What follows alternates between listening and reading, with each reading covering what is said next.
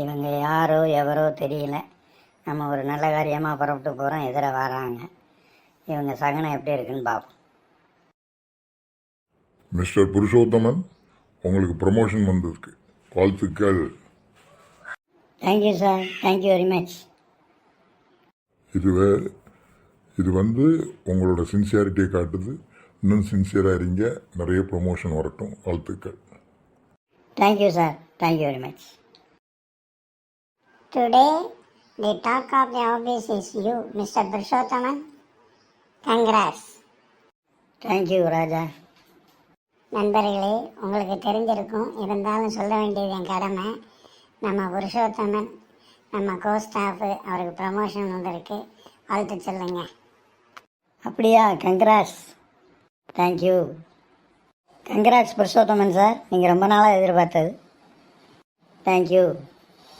Thank you சொன்னால் மட்டும் பத்தாது மிஸ்டர் புருஷோத்தமன், எங்களுக்கு எல்லாருக்கும் ட்ரீட் கொடுக்கணும் நீங்கள். With pleasure. நாங்கள் கேட்கணும்னு நினச்சோம், நீங்கள் சொல்லிட்டீங்க எங்கள் சார்பா. மேடம் வணக்கம், என் பேர் புருஷோத்தமன். நீங்கள் குடியிருக்க புது வீட்டுக்கு ஏற்றால தான் நான் குடியிருக்கேன். எனக்கு ஆஃபீஸில் ப்ரொமோஷன் கிடைச்சிருக்கு, ஸ்வீட் எடுத்துக்கிடுங்க மேடம். அப்படியா? வாழ்த்துக்கள் புருஷோத்தமன் சார், வாழ்த்துக்கள்.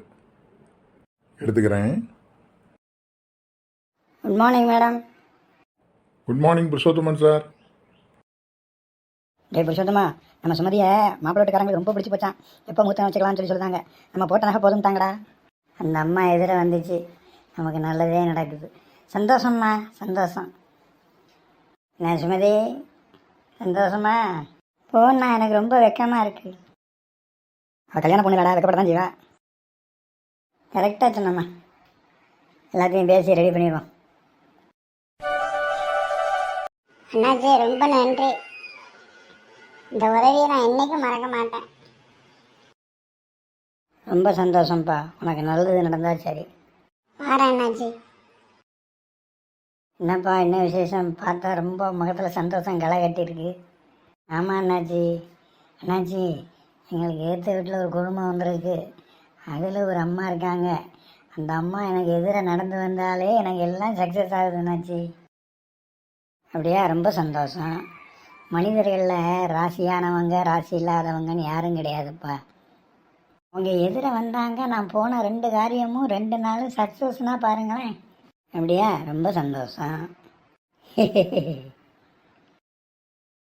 அடுத்தால உன் ராசிக்கு கடந்த 2 நாளும் இன்றைக்கி ஒரு மத்தியானம் 1 மணி வரைக்கும் சந்திரன் உன் ராசிக்கு 11ல் இருக்கார்.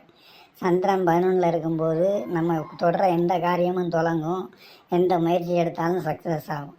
அதுதான் நடந்திருக்கு, புரியுதா? ஆட்களில் ராசி இல்லாதவங்க ராசியானவங்கன்னு எதுவும் கிடையாது. அந்த அம்மா எதிர வந்ததுனால தான் உனக்கு சக்ஸஸ் ஆச்சுன்னு சொல்லுறது பேர் அது மூட நம்பிக்கை. நடக்கலைன்னு வச்சுக்கோ, அவங்கள கண்டால் வெறுப்பு வரும். அந்த மூட நம்பிக்கைக்கு இடம் கொடுக்கக்கூடாது, புரியுதா உனக்கு? சந்திரன் 11ல் இருக்கிறதுனால உனக்கு நல்லது நடந்திருக்கு, தெரிஞ்சுக்க. அதுக்கே இப்படி ரியாக்ட் பண்ணுற? அதான் உண்மை. அப்படியா என்னாச்சு? நான் அப்படிலாம் நினச்சிட்டேன். சந்தோஷம், நீங்கள் சொல்லி நான் தெரிஞ்சுக்கிட்டேன்.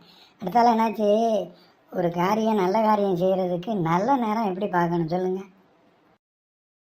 இப்போ ஹோரைகள்னு இருக்குது, அதில் ஒரு 4 ஹோரை ரொம்ப நல்லாயிருக்கும்.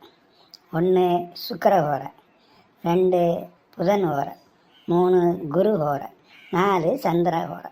இதை நீ பஞ்சாங்கத்தில் பார்க்கலாம், இல்லை கேலண்டரில் பார்க்கலாம். பார்த்து அந்தந்த ஹோரையில் என்ன நல்ல காரியம் செய்யுது அதை செஞ்சுக்கிட்டேன்னா அது மேக்சிமம் நடக்கிறதுக்கு வாய்ப்பு இருக்குது. நான் மைண்டில் ஏற்றிக்கிட்டேன்னாச்சு, வாரேன். வாழ்க வளமுடன், போயிட்டு வா.